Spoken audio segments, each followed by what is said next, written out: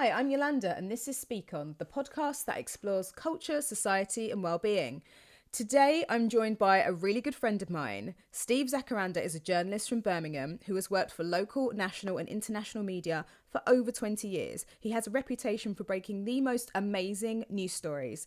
He has not missed a US general election since 2008, and he wrote the book Obama and Me, the incredible true story of a YouTube sensation, which is the best title for a book I've ever heard. Welcome, Steve. Hello, good to speak to you. Nice to speak to you and nice to see you as well. It's been a while. Yeah, So let's get into this.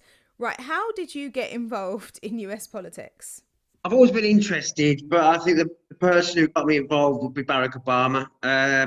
I saw when Bush won in 2004, Barack Obama gave a speech, and it always stuck with me. And then uh, I kept following his campaign, and then I kind of decided I wanted to go and volunteer for him. And then I got quite close to his campaign because a woman called Erica Dunlap, I met her in Nashville because I used to be a travel journalist as well.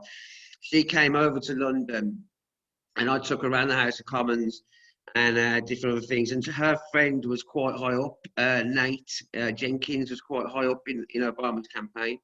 So I was quite close. This is before he beat Hillary.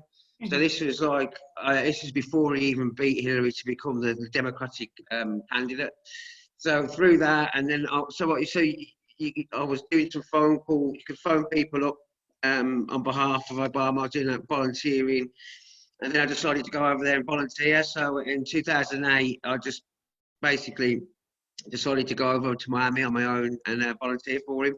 Amazing. Great way of meeting people as well. Yeah, and obviously this particular trip was seen by, elements of this was seen by people around the world. Do you want to tell us a little bit about that? Oh yeah. I was working for the Birmingham Mail at the time, and so I was also sending copy back to them. But I was on holiday. But I point out, I was on holiday. I wasn't being physically paid. And on the night of the election, I would say it's probably the happiest moment of my life. Like it's hard to put into. It's easy to look back in history and think that Barack Obama was preordained to win. On those few days coming to the election, and I was working 18 hours a day, knocking on doors, taking out, just basically campaigning. And I was so happy when he won. And I was in the Democratic Party in Miami, and a Dutch journalist interviewed me. And by this time, I was pretty drunk, and I basically told her I felt I was on top of the world. I was cutting, I'm writing my copy for the people of Birmingham back in England, but I'm pissed out of my mind. I'm cutting and pasting off the BBC, only the quotes, not the actual copy. Yeah. And basically ended it by telling my bosses to go fuck themselves. All about it actually. Carried on. So that must have been about 7 o'clock American time. So by the time I got into bed, like, it was out the best night of my life, man. I was ended up being in a hip hop club till 6 in the morning with people crying. It was, I can't even explain how great it was that night for Obama to win. So especially like he was coming from Handsworth and Perry Bar. A lot of my friends are Jamaican ethnicity or whatever. And to see a black man, and I was working with a woman who was 78. And she remembered people getting lynched in a village in the south. Wow. Put it into that context, Yeah. and there's a mixed race man getting elected in America. I can't even straight out how happy it was. So when I woke up the next day, somebody had already took the video, put it on YouTube, put it onto my boss's blog. It says, "What's the journalist doing out there?" So by the time I woke up, it was already got about like 10,000 views on, and then Guardian Media Monkey took it up. So basically, within a couple of days, I was like the Anne finally for the Barack Obama election across the world. Time, Fox News did it. British. This is the face of the Obama campaign: drunk, foreign, and abusive. So it was like and it was a thing then actually. A YouTube sensation was actually a thing. A long time ago, but I was the last entrant to the YouTube sensation of the American election. So so I had to do like basically the phone call from a boss I basically dodged it. So I was on holiday. So it was it was interesting. And then I wrote a book about it, and included the disciplinary minutes of it. So I can never work for a company called, it was Trinity Mirror, and now it's Reach. Yeah. So it's a great idea about 10 years ago, but now they own 50% of the media market. Yeah, exactly. So I was thinking, Reach really do own everything. That's why I'm so happy to be a journalist again, because really there's not a lot of place for me to go. I've done that, come back. So. Oh my goodness! Wow, that was an amazing story, and I really remember that day so clearly, because that's when I lived with my nan, and I was in my nan's house, and we'd like stayed up for some of the night, and she was really excited, and I woke up really, really early the next day, and she'd been up all night watching election coverage, and she just had tears in her eyes, bless her. She was just like, I can't believe that this happens. Like, she was just so shocked, and it was a great day. It was a day that the world fell back in love with America. Yeah. Because obviously beforehand there was all the war stuff, George Bush. Yeah. That was really the day that the world fell back in love with America, I would say anyway. And I still get very emotional about it now, just thinking about it. Thinking about that woman, like she's saying, she's probably dead now, but like, it really meant something. It was real hard, and it was like a lot of people forget about John McCain. Mm-hmm. What an incredible speech he gave. Mm-hmm. He gave his concession speech, and it was on a knife edge. We were all sitting there thinking this could be riots, man, because we don't know what's going to happen. And obviously we're in Florida, where all the cheating happened before. Yeah, it was just and for John McCain to do a concession speech, which rightly pointed out the importance to the Day of the Republic for African Americans. It was incredible. Contrast that to last election, when Hillary Clinton didn't even bother making a concession speech till the next day. When America needed to hear one, I think it really shows the two sides of what a statesman can be and what somebody who wants power can be. Right, exactly. And that was I wonder if it's just because she was in some kind of disbelief, because I think that I knew Donald Trump was going to win. I never underestimate people hating people. I never underestimate the strength with which they can do it. But I knew that people were going to vote for Brexit, and as surely as I knew that Donald Trump was going to be president. And I was like, I can't be the only person that isn't shocked by this. And I think that Hillary really was, because obviously she did get the majority vote, but that's not how it works. But we're going to learn more about that on this session, actually, because a lot of people don't understand how this works. So now we know how you got involved in it. How did you continue to stay involved, and can you just tell us a bit more about when the upcoming election is taking place as well? So I went back over for the 2012 election. If I'm honest, I didn't work that hard. When he first won, the first election nothing's ever going to beat that. Yeah. And the thing is, the 2012 election, with the best will in the world, he's the most powerful man in the world. Then it doesn't really need some help from me. So I was over there, and I did a little bit of work. But I was like, you know what, I wasn't going to pub, and I was worried about it as well. Yeah. And then I try and go. So whenever there's an election on, I try and go back to America. So I've been about 3 times. So the next election, so I was over there for when Trump won. And I'm supposed to be going back this year. But so the next to the election, the demo election, it's always the first Tuesday of November. So that's when this time's election, and obviously we know it's Joe Biden versus Trump. And so it's going to be a really weird election. Yeah. Normally I come back the day after the election. Normally. Yeah. But I'm planning to stay over an extra week. I don't think that it might not be sorted out on the night, because there's so many postal votes. Oh my God! That are not going to be voted. So there's so many different angles to this story already. Like the postal service, which Trump put his mate in charge of, who also has shares in another delivery service, is gutting it and stops people having overtime. Yeah. And there's loads of stuff like this and that, and the Americans haven't really got the grasp of postal voting. So you can vote on the day by post of the election. So obviously you're not going to be able to count that till a couple of days later. Yeah. However, there's a lot of talk about it could be fiddling and stuff like that. But if it's a big win for Biden, Doesn't matter how much you fiddle, you can't fiddle that much. Yeah, yeah. That's what a lot of people are hoping for. But yeah, polls are narrowing as usual, and it's going to be really exciting. It's going to be really dirty. But as I say, fight between two elderly men in the 70s who are white. I know. Yeah.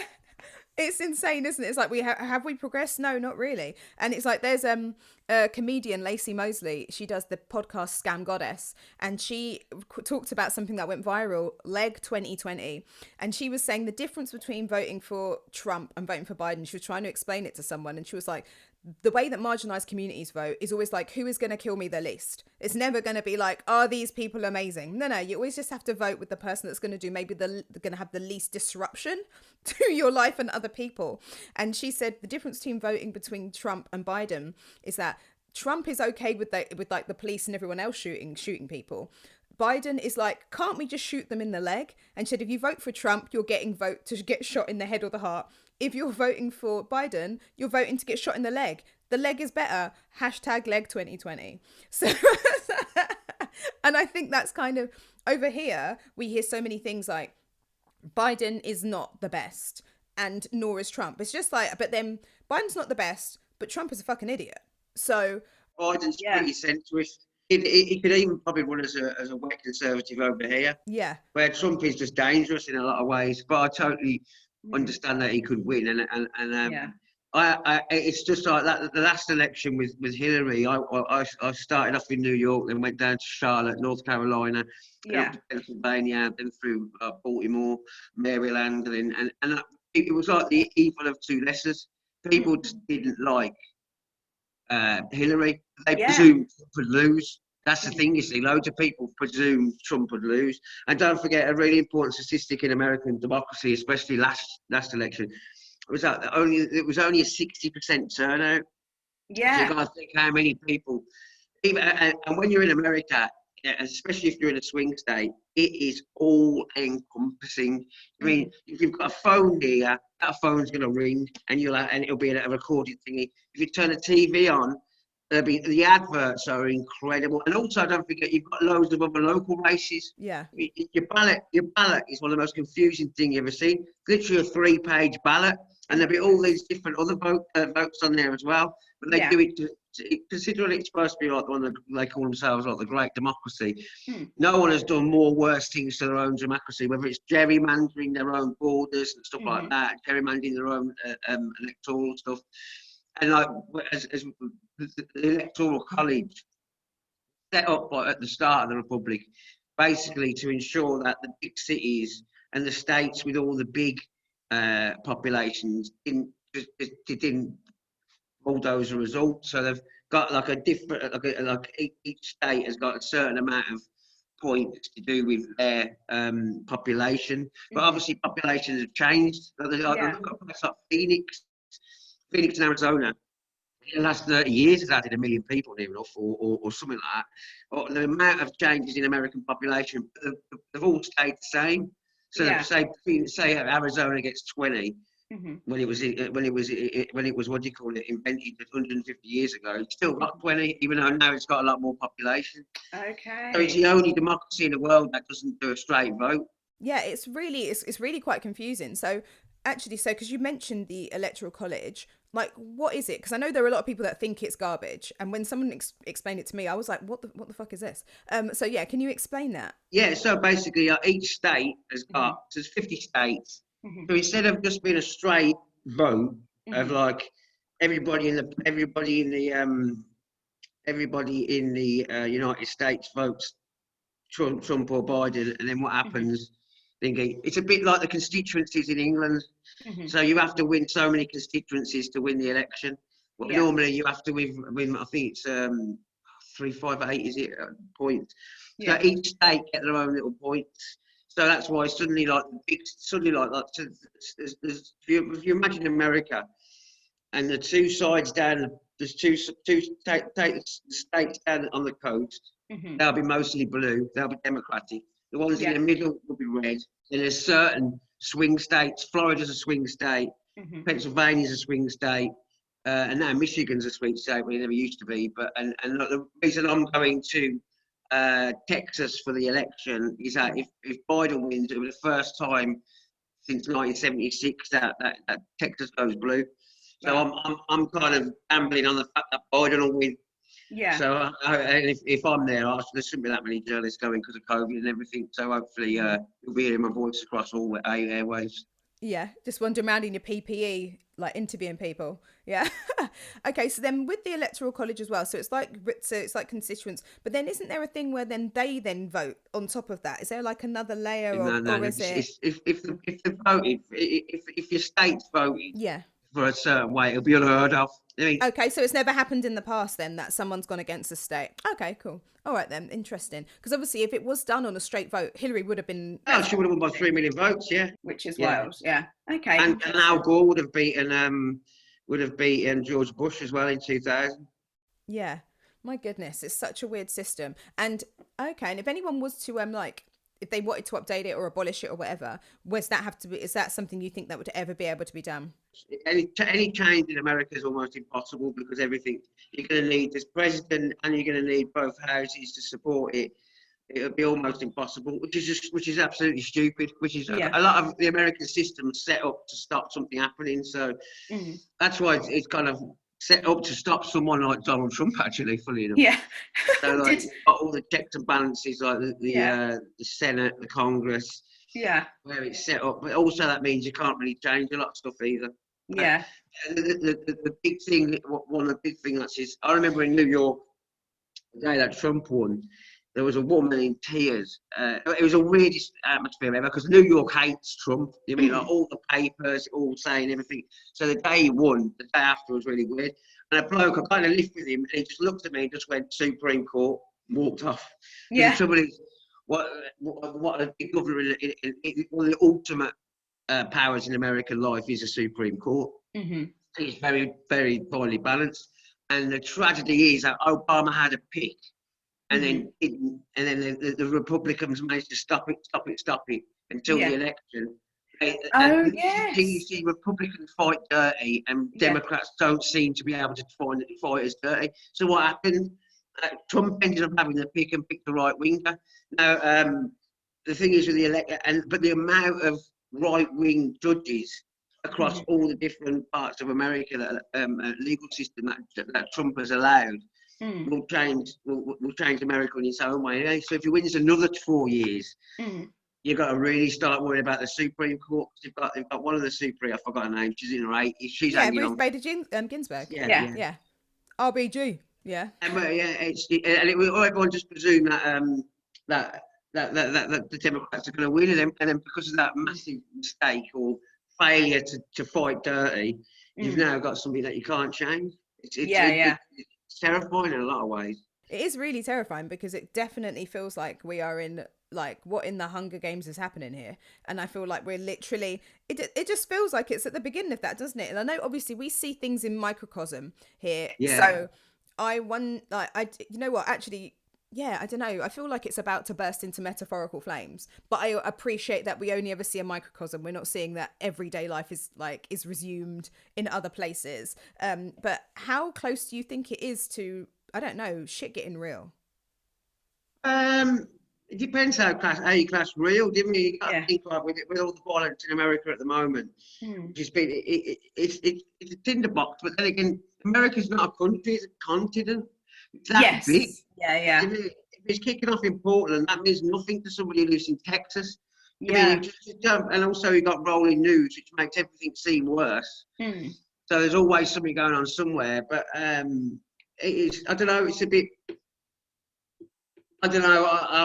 I think I'm a cynical optimist in some ways, but I can honestly say it's going to be really strange. However, I could see where it would have been even worse was if it had been Obama versus Trump. Then you'd see riots in the black areas. Do you mean? Then it was scary in 2008. Everyone was thinking, well, if the election is robbed, but also like just the danger where social media has just changed the game completely. All these Russian bots that are just, I think one of the last flashpoints was the American NBA stars who basically who went on strike because of the shooting in. It was a Jacob just Blake. looking at just looking what Trump said about that. He went on the side of that kid who was shooting the vigilante. It's like, it's just statesmen shouldn't do that. As if you're following Twitter, you've seen all these so-called Americans saying, "That's it, I'm never watching NBA again." Where the weird thing with the American language is that the Americans will call it the NBA. And like they were saying, like, I've been a Raptors fan since 1971. I'm tearing up the season ticket for all the Raptors. They're in Toronto. That's fascinating, they're Toronto. They weren't even around in the, what do you call it, a new team. So it's obviously these bots that are being controlled from Russia, but it's effective. It really does affect the discourse, the national discourse. When you think that it's not even your own country, it's all these people that are flooding. It's a fascinating and scary time to live in. But as I say, will that affect Joe Blogs? Will he be that bothered? I don't know. Just get on with life. And some people just got to get on with life, man. It's easy to, because we watch so many films and stuff like that. It's easy to think the whole place will go up in flames, but in the end, your mum or dad will still get to work to put food on your table. Yeah. It's definitely interesting. Like, that's what I was saying. Yeah, microcosm over here, it kind of seems insane. But then I'm thinking, like you were saying, it's such a large country that something could be happening somewhere and someone else is going to be completely like unaffected. And that's like, that's a good thing to kind of keep in mind, because it can almost feel like, it almost feels like that sentiment that's reflected online, whether it's through real people, bots, news footage, everything else, really starts to affect, I think, the psyche of everyone. Even when you're not in that country, it can start to... It can overwhelm you. I always say to people, I think people should take social media detoxes every so often. I need to. Absolutely. Do you mean? And I'm a professional who needs to keep on top of the news agenda. Yeah. But my God, it can be relentless, man. Exactly. And also, I would always say to people, make sure whatever your social media is, and make sure you're not in an echo chamber. That's when a lot of people are in echo chamber. They only follow people that are like. I follow mad Republican right religious groups. I mean, I make sure I listen to American radio, which is that's another thing as well. Like, when you're over there, just people over here think, "Oh God, how can Trump be?" When you're in America, basically you listen to the radio, FM or whatever.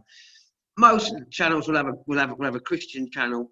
There'll be always a couple of far right people on there. There's not many left wing voices in the media and the TV as well. Obviously with Fox News and stuff, so it's quite easy to understand how people think this way.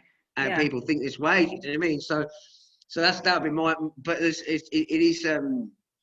is fascinating. Like, as I say, I'm just trying to work out where I'll be going in for this election. So hopefully it will be. I think the exchange rate isn't that good. So see what happens.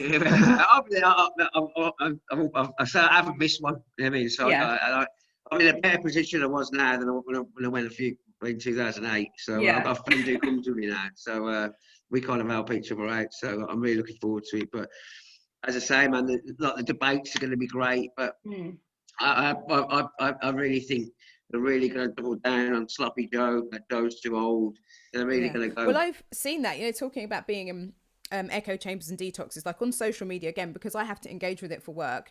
I have a really specific way that I use it. One, I'm a trained journalist, and when we're journalists, we're aware that there are other voices and other views. So being in an echo chamber on some bits of my social media, it's fine, because as long as you're aware that you're in it and other people think a certain way, it's fine. And then to detox, I actually have more than one personal Instagram account. So I have a general one, and I have other ones where, because I love fashion and food and things like that, I actually have one that just follows fashion accounts, one that just follows food. So when I want to switch off, I can just do things like just watch cakes being made and stuff like that, just to kind of really empty my mind and take it away from all that. Otherwise it can be quite despairing. It is also great to watch people argue on social media, isn't it? So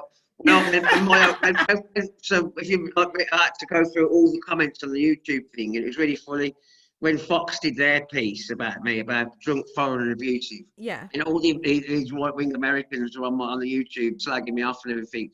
And you had all these Brummies who knew me. Well, actually, Adam's okay, you know what I mean? Like, and just to be in a microcosm, I've literally been in the eye of the storm. When you're a YouTube sensation, I mean, I'm looking at my phone blowing up. It's just like thousands of things are being written about you every hour. Do you mean someone popping up out of nowhere going like, he shagged my girlfriend in university? He owes me 20 quid. Do you mean? But the nice thing is that a lot of the people I work with all kind of back me, which is nice. So when I walked into the pub, the Queen's Head next to the Birmingham Mail, I got a standing ovation from everybody in there. And then when I walked up to the boss, and the boss said to me, "You've let yourself down. You've let the paper down. You've let Birmingham down. But most of all, you've let the people who made the hard decision to take voluntary redundancy down." I was like, "You're mad!" Everybody just clapped me there. Yeah. But, yeah. So I think because of that, I also am even more aware of social media, because it can feel if the whole world's falling apart around you, when it's not really. Yeah, it's just there's just stuff happening. I think it's there's definitely things happening, and there's definitely behaviours changing, but unfortunately it's not going to all be at once, and it's not going to be smooth at all. And it's like, I like what you were saying as well about the way that media is in the US is very, very different from here. Because I know that on trips when I've been over there, I mean, there's adverts every 42 seconds, but then also, like you were saying, there are so many right-wing voices on news. Fox owns so much stuff. So like my own cousin is actually a Republican commentator. And everything else, so which is crazy. She's the only one in our family, but she's a right-wing commentator, and she very much supports the Republican Party. She supports Trump. She wrote a book on why he must win, and everything else. So and obviously she's actually the loveliest person ever. It's not about people being like horrible or good or anything else, which I think sometimes people kind of bring that kind of thing into it. And it's like actually she's just quite Christian and conservative and has really conservative values. Yeah. Well, I really enjoyed volunteering. Like when I was volunteering for Obama, was the cut and thrust of so I was standing on part of my job of visibility. So it was basically just standing with an Obama sign outside the polls to make people safe. Because a lot of people don't realise in America, people can vote for sometimes 2 weeks before the polling day. Yeah. So it's the polling day. So basically, because I was Obama, I was getting called, forgive my language, but basically this is what I was called, a nigger loving baby killer. That's what I was called over and over again, because I was an Obama fan. Yeah. So in the end, I've gone over to the Republicans who kept on calling me. I've gone, you're right, actually, because my girlfriend back home's black and we didn't pay for an abortion. They mean pay for me to come over here. And then every time they looked over, I'd do a mime of me drop kicking a baby. And it sent them absolutely mad. And like the Americans were going like, "Hey, my God, man, you enjoy being called that?" I was like, "I don't," but that was my way of winning the argument. So I knew I'd make them even more annoyed by just making that up. Yeah. But just. I have had massive, like we always, me and my friend, we go to like places where we can all argue and we need to fight for the cause. But I have some of the biggest arguments with people who turn out to be really nice. They're just so stupid or misguided, or I'm sorry for calling them stupid, but some of them are just I lost my temper. I think the only time I've ever lost temper, someone was calling Obama's a fascist. I was like, how can you call him a fascist? Like, you don't even know what the meaning of the word fascist means. I'm from Europe. We had fascism, like killing 7 million Jews. It's not some bloke who's just won an election. Yeah. I think there's it gets so kind of dirty. Like when I've seen some of like the people that I know or are aware of or whatever on Facebook in particular, kind of arguing and talking about this and things they're saying, I'm like, okay, it's great. I don't actually even care that you're a Republican, but I care that what you're saying isn't true. But then also I've seen this of Democrats as well, and I'm like, but they're so hyper partisan, they just forgotten all sense, all reason, definitely forgotten what the meaning of words are, and they're saying just really crazy things. But I'm like, but you're saying things that your own party does, or you're saying things that both your parties do. There's so much overlap in what you're doing, and it's like it doesn't. And I think, I don't know, there's also doesn't seem to be this separation with, you can support the party, but you don't necessarily have to like the president or like the person like that's the leader. And this seems to be something that I don't see happening that much. Like, and the president is also the head of state, which is a bit different as well. So it's more than just a politician when he becomes president. I mean, you've got to, they say, dislike the person, respect the office. Where in England, well, I'm not going to say it, thankfully, but when Boris Johnson becomes Prime Minister, he just becomes the Prime Minister. He doesn't become the Queen as well. Yeah. So we've always got the Queen to be the head of our state. How long that's going to last, who knows? But I'm not saying I'm a pro-royalist, but it's just an explanation about how important the presidential election is to people. It's massive. But then again, how important is it when only 60% of people bother to turn up? But don't forget the don't forget some of the stuff that's happening, stopping blacks voting. It's I know. Shocking, man. It's insane. I had to go and see it to believe it, man. When I was in Florida, and I go down to places like Cannon City, we're in a black area in Miami, and just to look at the queues there because they hadn't put the things, they hadn't put the new voting stuff in and stuff. I suppose I did. I mean, if there's a landslide like Obama, you can't stop it. It's where if it gets really close, like Bush and Gore, that's when it can make a difference. And I suppose that's why they do it all the time, don't they? But it's terrifying. It's really you just think, and you're supposed to be. You're the people who are invading people and telling people democracy is the best. You can't even look after your own democracy properly. Yeah, and I think, like, I don't know, I personally, I'm being black, I'm never surprised the lengths that white people will go to continue being racist. So none of that stuff shocks me at all, obviously. But then I think it's people seeing it and people seeing what's happened with the postal service. They're like, really? Because it makes me laugh, because on one hand, Trump and the Republicans they're always giving it the big un, so much dick swinging. But at the same time, it's like, well, it's not that big, is it? Because then you're stopping people voting. If you were that confident, you would just let it be, man. You would just let it be, knowing you were going to win. It kind of switched, because people don't realise that. Like, the South was always democratic. Like, one of the reasons why I'm going to Texas is that I want to go to LBJ's, Lyndon Baines Johnson's presidential library. Yeah. When he signed, because it was him who signed the Civil Rights Act. It wasn't Kennedy, because Kennedy had been killed. When he signed it, he said, we're going to lose the South for a generation. Yeah. That's why it's such a big deal if Texas goes blue. Which, like, Biden's three points ahead in Texas at the moment. Yeah. So it would be a big thing. But, like, whereas the Democrats, it was like the Republicans who stopped slavery. Yeah. I mean, the Democrats were notoriously actually quite right-wing back in the day, weren't they? People don't realise that. People don't. It's kind of it's switched over now. Whereas, it's. You're right. It is hyper partisan, and America is so polarised in so many ways. It's so weird how it'll close up. Like, I think Biden was like, the conventions were pretty, like, just two of them, the difference between the two, where it was so Trump orientated, where a lot of Republicans are really worried that Trump will basically wipe them out for a generation. And there's always the argument as well about demographics, because in the last the 2000s Republicans and the early 2000s and the teens, like 2010s, whatever, they'd worked out about demographics. They'd worked out, there's a lot of Latino people in America now, and they worked out, if we can't keep winning, we can't win on a white male vote anymore. Which and these demographics are going to carry on. I mean, there ain't going to be more white people than in America. There's going to be less.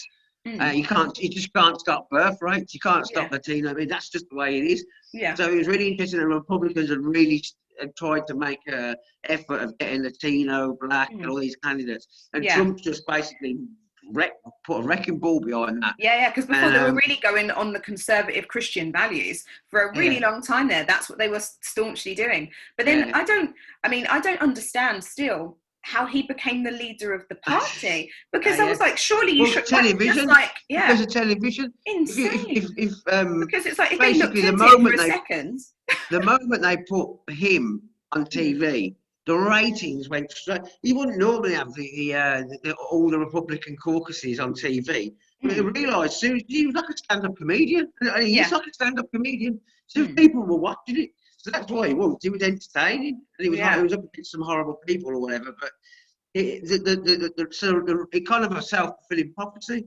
where people watched him. The TV people realised, oh my God, people are going to watch this. So he got more and more popular. And it's wild because I suppose like I know other people that vote Republican, but they were like, well, I don't like Trump. It's just that he just happens to be the head of the party now. But I still believe in the Republicans and everything else. And I was just like, wow. And they feel stuck. You're like, now we're stuck with this man who's like an idiot and also doesn't stand for the Christian values that they hold dear as well. Because obviously this man is terrible. It's him as a human being. He doesn't even have a reflection. This man has no soul. I am not beefing with Republicans, just beefing with McDonald's. So yeah. I'm not being funny. I disagree. You're voting for him. Don't motivate. If you're going to vote for Trump, everyone's got a brain. Everyone can think, I don't want Trump to be. And the thing is with Biden, because I get why people hated Hillary, whether you liked her, and she was qualified for the job or whatever. Yeah, they shouldn't have put her at the head of the party. I thought that was when they did that, I knew they were going to lose. Yeah, 20 years of the Clintons of having mudslung at them, where Bill's got an amazing charismatic politician, and she's coming at 20 years of mudslinging, so some of it would have stuck, and she was quite unpopular. Yeah. Whereas Biden is pretty inoffensive. I mean, they're finding it hard to lay a glove on Biden now, the Republicans are, because if you notice, Biden's not saying a lot about almost anything. Yeah. So it's, but it's going to be the same cautious people around Biden who are going to tell him what's not something like that. But they're finding it very hard to do. You can't do the Hillary stuff with Biden. I mean, they're finding it quite hard to lay a glove on him, and because of that. But as I say, it amazes me when I hear people tell me that they know what's going to happen. If there's one thing in the last 10 years in elections should tell you, you shouldn't know what's going to happen. I mean, it was saying that everyone knew the Conservatives were going to win that. Do you know, I feel like everything that I thought was going to happen has happened, but only because I've always thought the worst of humankind. Like, I've always thought people keep voting against their own interests, and they don't even realize it, because one of the things I think when people really, really underestimate like Trump and underestimate people that are in these positions where these kind of terrible things are happening is because people aren't united against what they're going to achieve. They're united against what they hate. And that's where people unite against that. So we all hate the same things. Yeah. It's the culture wars. It's the abortion. It's the guns. It's the stuff like that. Stuff like which instead of jobs. But what was Trump doing in the last election? He was going around Michigan, going around these places, Pennsylvania, just hammering home jobs. What was Hillary doing? She was having mass rallies with Jay-Z and stuff like that. Like, exactly. Yeah, she was really. That's getting your base out. You mean you're not. Whereas, as I say, if I had to put my money on anyone, I'd put it on Biden. But I still don't. Just because I just think about how many people have regretted voting Trump after the last. No one realised how bad he'd be, and also all those people who stayed home last time and didn't vote because they thought Trump would lose. Yeah, which was what I got from my time in America last election, people not voting but presuming Trump would lose. Yeah. Which is, people should never underestimate, like on X Factor, like on all those other shows, never underestimate it. Like Dermot O'Leary always says this, don't just assume your favourite's going to win. You have to pick up the phone and vote. So it's exactly the same for these things. You can't make these assumptions. But so now that we know what's coming up, so you're saying it's the first Tuesday of November is the vote. But then it's the official result is announced in January. The inauguration is in Inauguration's in January. Okay. Yeah, so it's the vote happens in November. So when does the Electoral College confirm? It's literally on the night or whatever. Oh, okay, cool. And then obviously with postal you can see that. You mean the Electoral College will be on all the different votes, all the different TVs and stuff like that. And they clock it up and then. To do. However, as I say, there'll be some states that might not declare because of the postal vote. Yeah, that's what I was thinking. So that might drag it out for a little bit longer potentially, unless Trump orders all the mail to be burnt for a few days or something. Because that feels like something he'd do. It's not even wild. It just sounds like something he'd do. Just throw them all in the sea. That's what he's going to say. All in the sea. Fuck it. So then after all this has happened, actually, do you know what? Actually, a better question is, what happens? So now we've had the conventions. What happens between now and then? What will Biden and Trump be doing? Well, there's going to be Well, we're in uncharted territory because of COVID. Okay. Normally they'd be holding massive rallies and stuff like that, and that's harder and harder to do. But there's going to be the debates. There'll be 3 debates, and then you got the voice. You got the voice. Because Kamala Harris is a big win for Biden. I'm really glad he got. Yeah. Even though she's a little bit terrible. Well, she is. Yeah. Look at her role. Yeah, a little bit terrible. Incarcerating African Americans in California. It's shocking. Yeah. However, you got to take. You know what I mean? Like I'm a big Stacey. I do like Stacey Abrams. I'm a big fan of hers. Yeah. But then again, if you want to win, they're going to go after her. And the thing is, it's a very good chance that she might be. Whoever got that job will be thinking, I'm going to be president soon.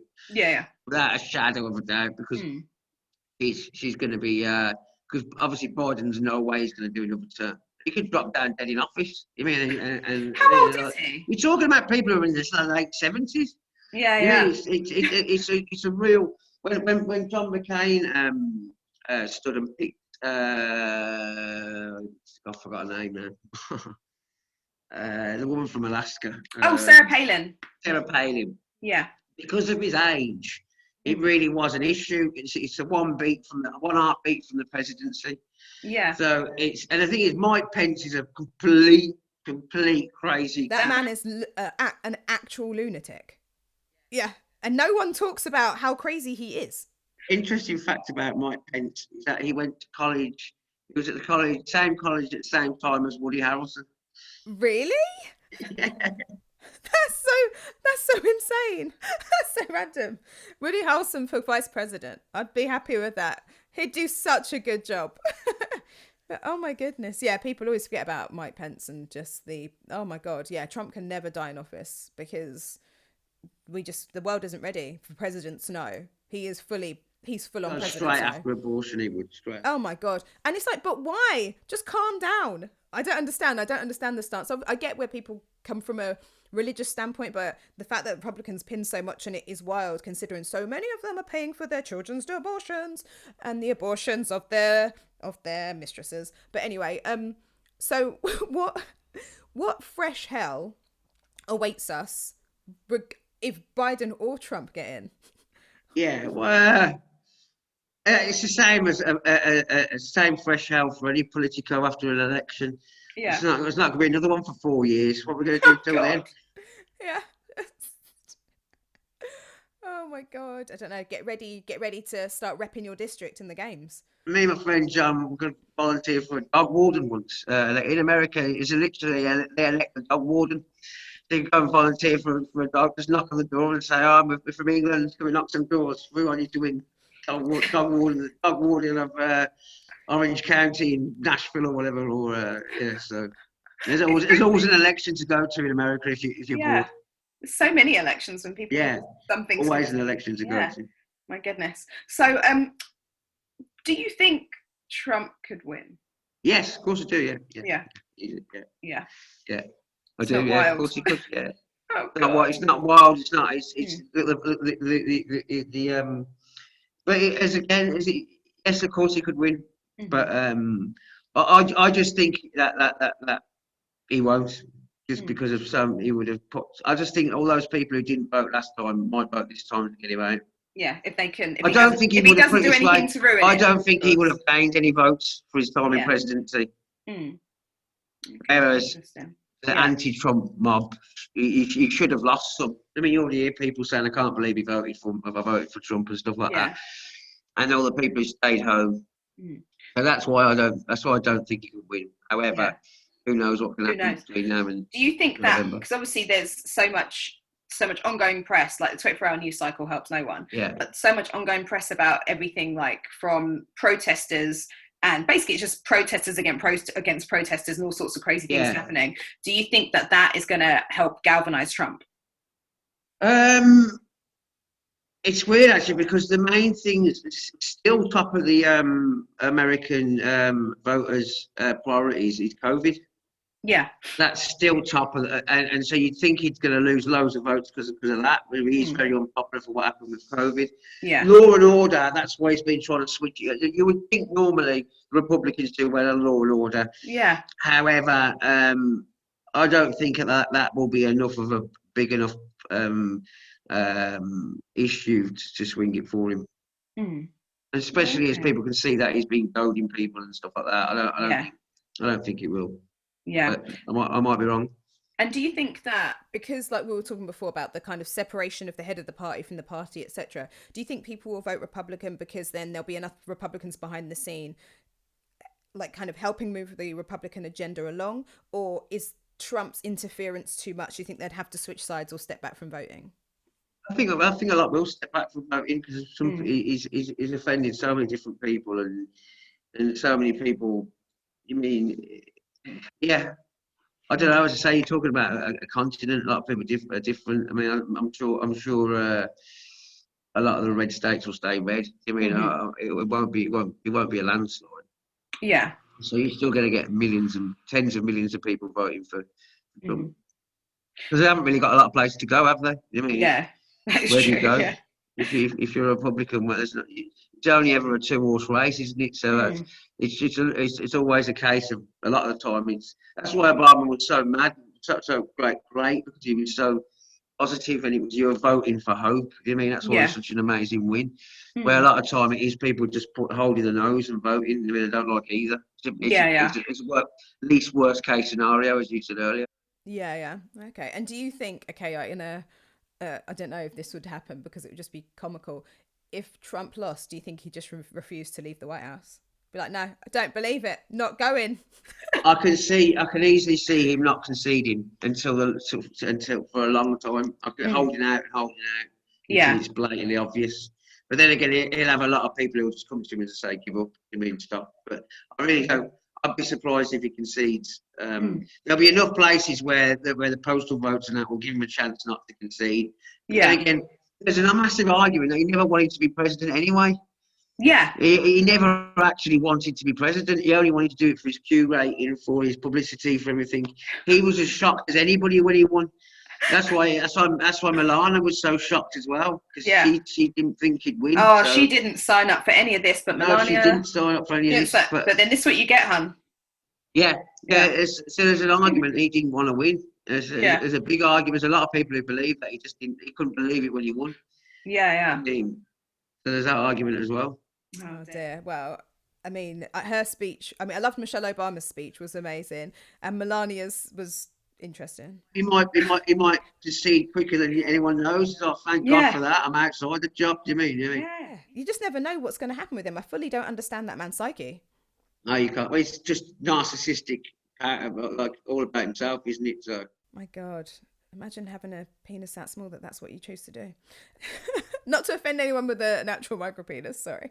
But anyway, so where can we follow you to find out more about everything and then get ongoing news about the election? At Steve Zacharanda, Twitter, Facebook, Instagram, stevezacharanda.com, the blog on there. I'll be posting stuff up. And if I do something terribly wrong, BBC News. Amazing. Thank you so much for joining me, Steve. That was awesome. Keep up the good work. Thank you.